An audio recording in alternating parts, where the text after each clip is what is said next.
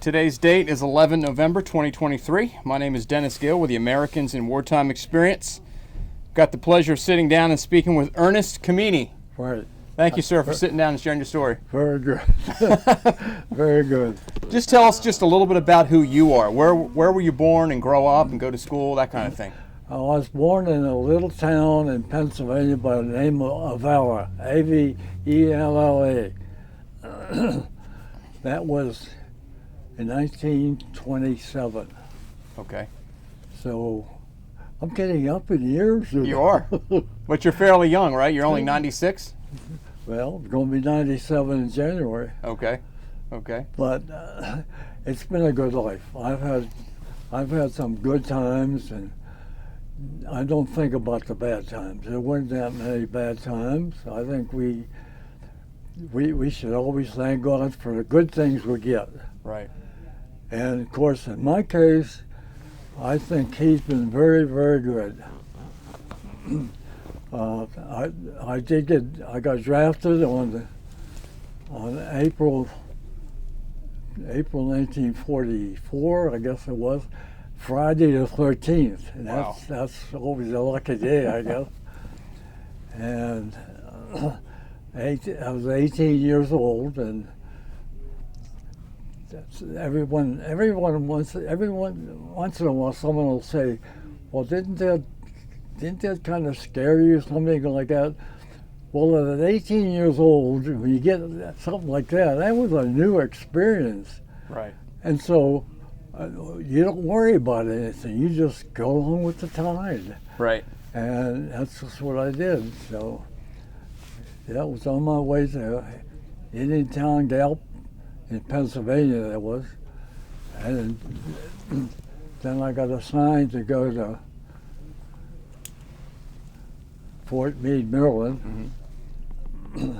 I got my tests and everything, and next thing I know, I was sent to Fort McClellan in Alabama for my basic. We got 12 weeks, I think, at that time. Then I got a week's vacation to go home, and I had to report back to Camp Rucker in Alabama.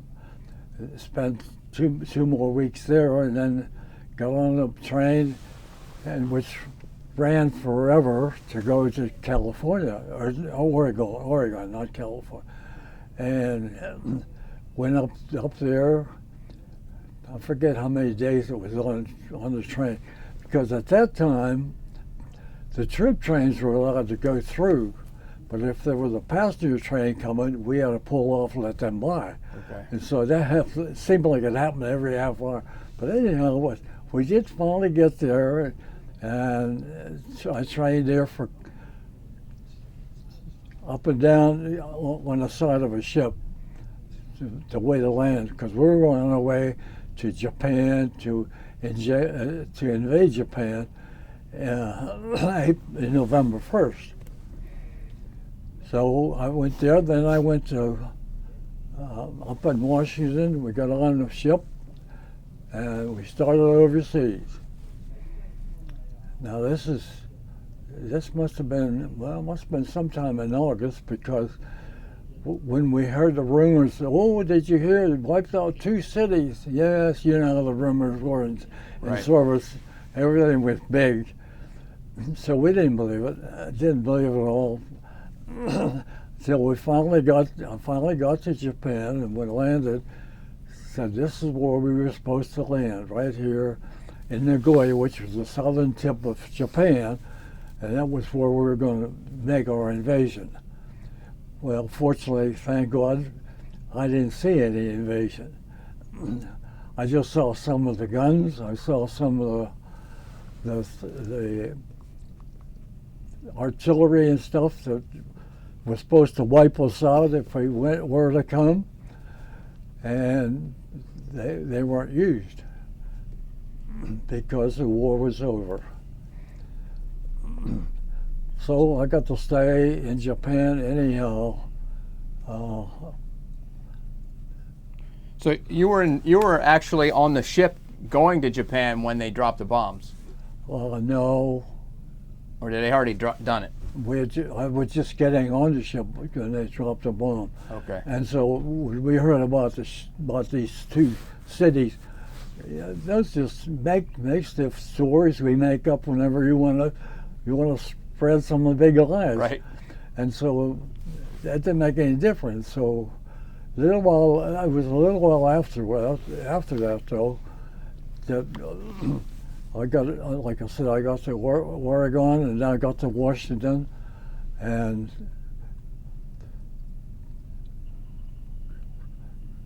well, they dropped the bombs when we was going over. I know that because things were kind of tight. Right. Well, we spent 21 days on the ocean because we had broken a shaft in one of the propellers, and so we were out there floating around like birds.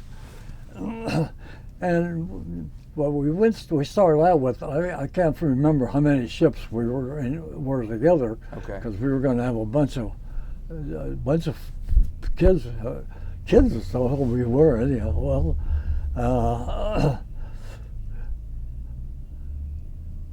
I'm beginning to lose my mind. What kind of ship was it? What would they call it? A Liberty ship. Okay. Liberty ship, but there was like 9,000 soldiers. I think it was a whole army of a whole gang of Marines. Okay. They were MPs, and then we had in the basement we had a whole troop of blacks. I got to watch how I say that because today you don't know how to say anything. Right. But anyhow, they got the bottom basement, and the ship started to sprout water. It started to split at the bottom. So that's my first experience I ever saw welding in water.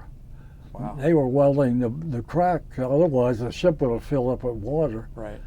But these poor blacks were down, they were standing in water up to their knees, and of course they weren't allowed up because the SPs would beat them with their batons and they stay down there, Well, that's what they had to do anyhow. So we finally got going, like I said, and we ran into a typhoon. Now there were so many of us, we had our bags. We had our bags last on deck because there was no room downstairs. And when we got out of this typhoon, our bags were all gone. Really? Wow. Sure, because the storm had walked by. Right. And that was quite an experience. You go to Disneyland to go for a buggy ride. Geez, we got this ride for nothing. Sometimes you were up in heaven. Sometimes you were down in the water, deep water. So it was funny. To me it was exciting because I never saw anything. Right. So we didn't get too much for it. So we got our ship fixed anyhow. We started, and like I said, it took 21 days to get there. But we went right to Nagoya like we were supposed to, and that's where we stayed for I forget how many months. Well, then we moved north a little bit. We're just almost near one of the big cities in Japan, and we were there for a little while. But we just kept moving around. And I was with a quartermaster, 3819 quartermaster outfit. Gas. We were supplying gas to all the troops. Mm.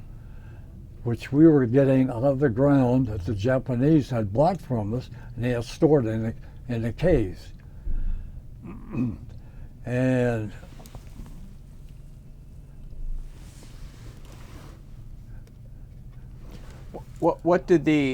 how did the Japanese people react to you? Were they friendly or were they upset? No, I thought they weren't coming on they weren't going to give you a hug or anything. Right. I think they accepted us because Of course, what else would you do? Right. You know, I thought they were rather nice about it. And no, I don't think I have anything to complain about. I never had one fight with me or anything. The only funny thing I had, my buddy and I stopped one day at one of the Japanese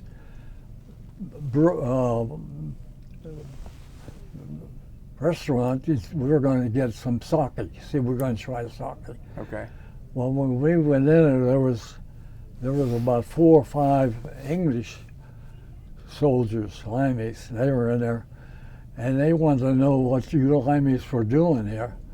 I said, well, we come in to get a beer, maybe. He said, we'll tell you when you can have your beer. So I said, okay. I told my buddies, let's leave. We went out. When we went outside, there were 3 Australian Marines. I said, hey, Yanks, where you going? I said, we just got chased out of the bar, so we figured, just wait a while. He said, well, about 10 minutes later, you saw 6 bodies flying. They just beat the heck out of them. Said, come on then, we'll have our beer now. But boy, they were rough guys. Yeah. They were Australian Marines. So anyhow, for the longest time, what we did, we were hauling the gasoline drums out of the caves underground. They had buried them. They had, I don't know how many drums, because we were hauling out with on our 6x6. I think we carried around 8 or 10 drums at a time. Mm-hmm. And then 3 months later, that's when I got transferred to go north a little bit. They still were holding gas, and then the Limeys came in and took over, and they just made a wreck of the whole place. Oh, that's our friends though. Right. Know? They were friends. Only laugh about it. I don't say that to criticize them. So anyhow, stayed there for a little while and said it was time to go home. How long were you there? Well, if I'd have gone 2 more months, I'd have been 2 years. Oh, wow, a long time.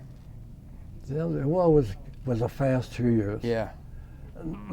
Did they allow you to leave the base so you could like go out into town and stuff, or were you kind of? Yeah, we could do that. Okay. And of course, I had a friend who knew that I had found a Japanese camera off a plane, and he just wanted that to work way. And he said, I'll tell you what I'll do. I have a Jeep of my own, he said. I'll trade you my Jeep for your camera. Oh, the camera was no good to me. Give me the. So then with my little Jeep, I used to go out and come back in anytime I want. And if one of the officers wanted a Jeep, I said, here, take it, go for a ride. And so that's what we did. Well, I was driving anyhow, so it didn't make any difference.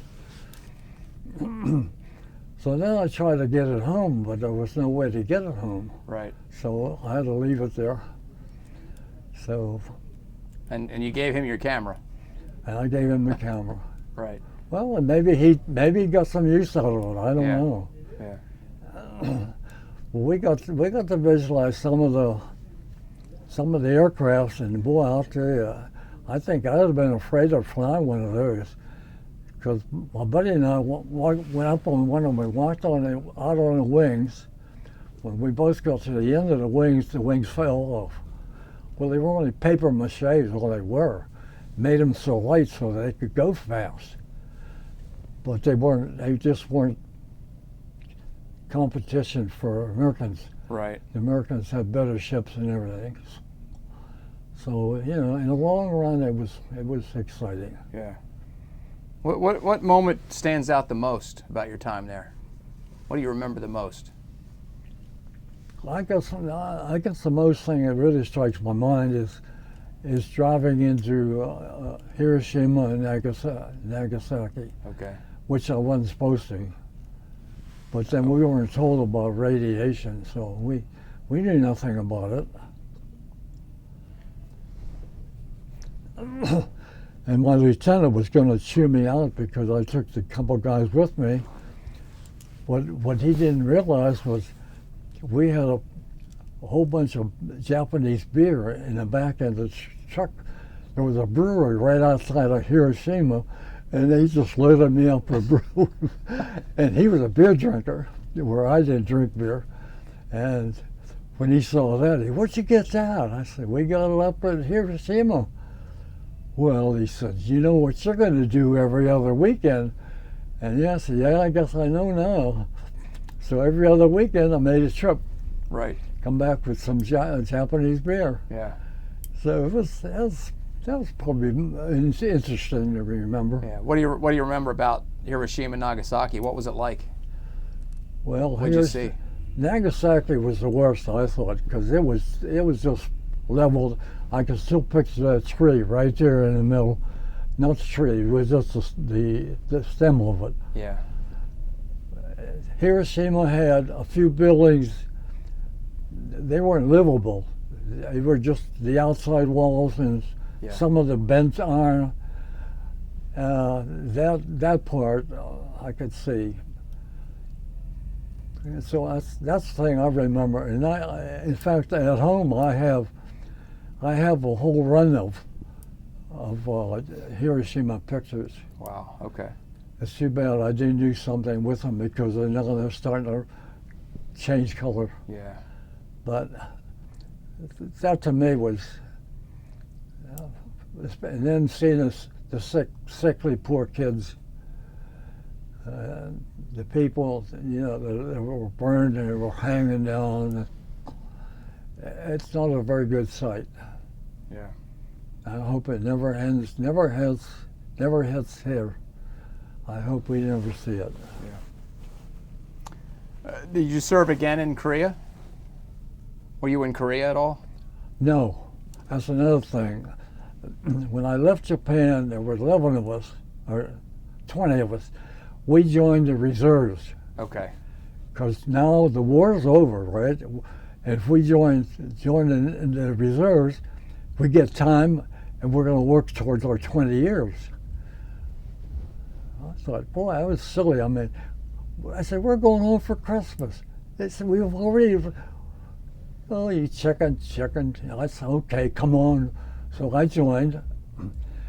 And then when I got home, went down to Pittsburgh Armory to see if I could get assigned, and the lieutenant wouldn't assign me because he didn't want a truck driver.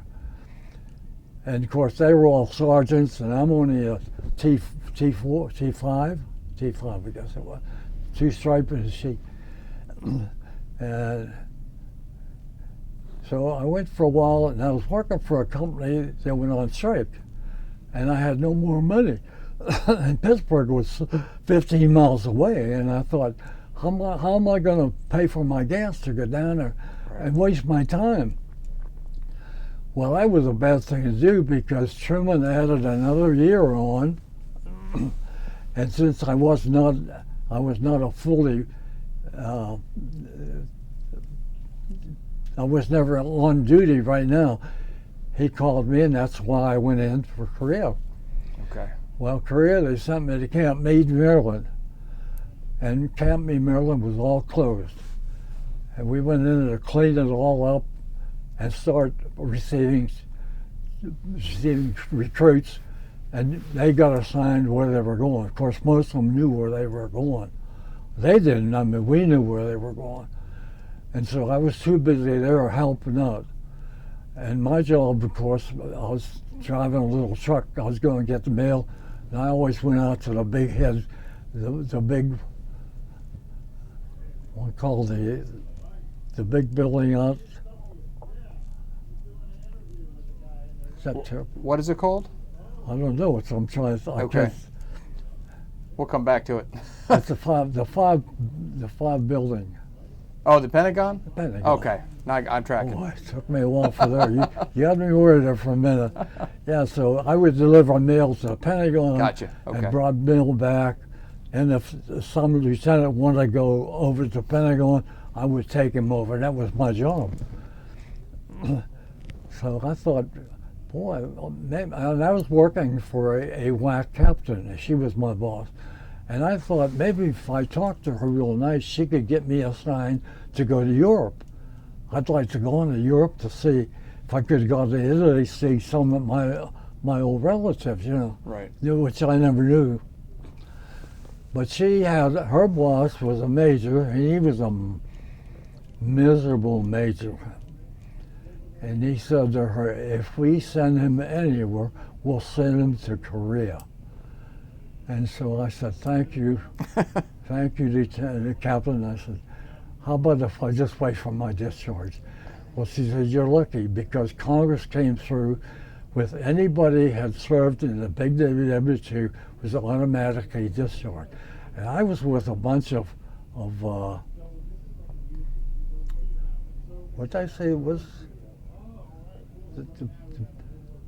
The guys that's always practice at home.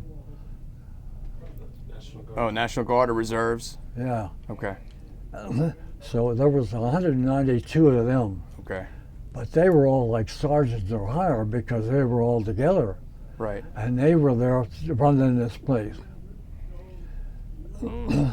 So anyhow, one of the sergeants came up to me and he said, boy, are you lucky? He said, I said, why? He said, because Congress just came through. Anybody that serves in big WW2 is automatically discharged. Oh, I said, I'll see you guys. And I really got the boo-hoo, Yeah. And I did. I got my discharge and came home. Gotcha. And that's my excitement. That's your exciting story? That's a big story, isn't it? Yeah. Do you remember Pearl Harbor? Do you remember when you heard about that? Yes, I saw. We visited that. I went to see Pearl Harbor, my wife and I, Okay. on a Hawaii trip, and that was very interesting. Do you remember hearing about it on the radio when it happened? Oh yes, oh yes.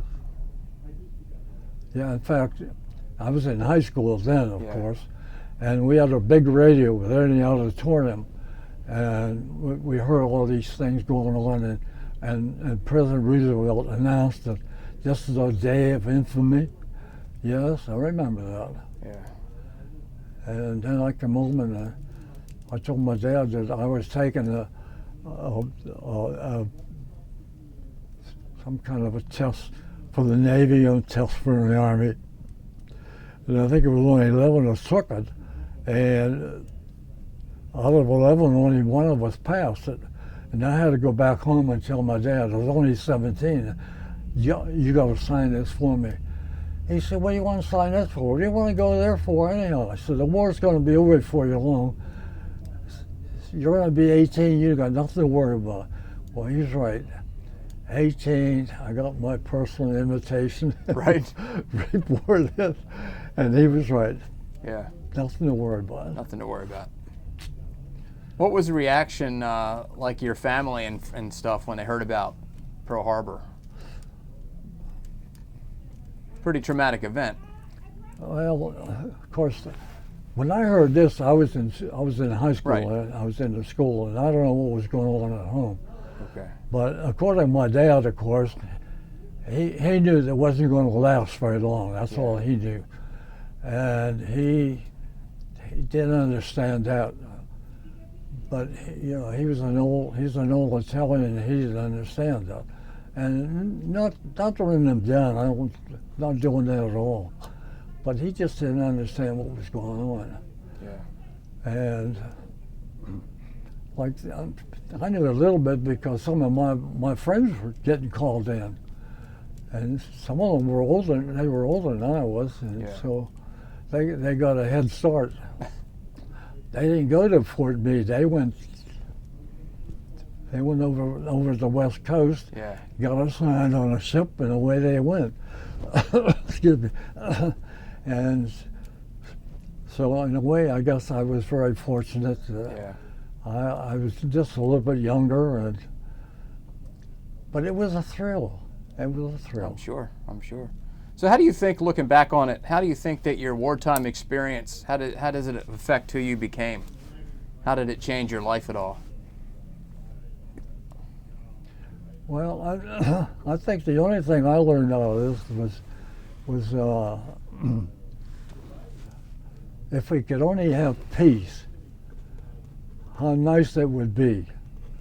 And if I had any kids, any boys, I'd hate to see them go through what I've done. Although in the later years in life, I would say, I always thought that every kid in the United States, every boy, and maybe even girls, should serve at least 1 year overseas to see how the other people live. Right. And then they might appreciate what we have here. Now, I'm not always against all the protesting that goes on, but sometimes I think it's pretty ridiculous.